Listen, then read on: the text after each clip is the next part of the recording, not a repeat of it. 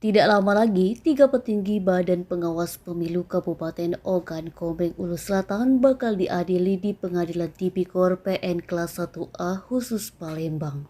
Berkas 3 petinggi yang menjadi tersangka korupsi dana hibah Bawaslu Oku Selatan tahun 2019-2023 telah dilimpahkan oleh Jaksa Kejari Oku Selatan ke PN Palembang pada Kamis 22 Juni 2023. 3 tersangka yakni Bahdozen sebagai koordinator sekretariat, Heri Afrizom sebagai mantan ketua komisioner dan Chandra Putra Wijaya selaku bendahara Bawaslu Oku Selatan. Kepala Kejari Oku Selatan Dr. Adi Purnama SHMH melalui Kasih Pidana Khusus Julia Rahman SHMH.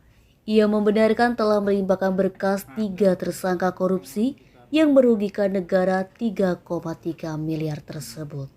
Selanjutnya, tinggal menunggu penetapan dari Pengadilan Tipikor Palembang, seperti jadwal sidang perdana dengan agenda pembacaan dakwaan dari Jaksa Penuntut Umum Kejari Oku Selatan. Julia Rahman menerangkan sebelumnya tim penyidik Pitsus Kejari Oku Selatan telah melakukan serangkaian penyidikan dalam kasus dugaan korupsi kegiatan Pilkada Kabupaten Oku Selatan.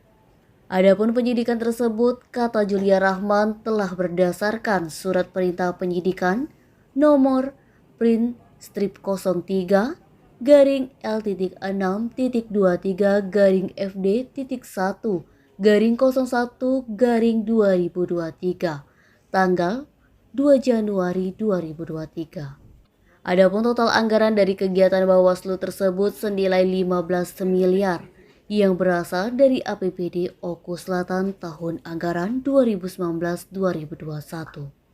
Namun berdasarkan hasil penyidikan diduga telah terjadi penyimpangan anggaran lebih kurang 3,3 miliar.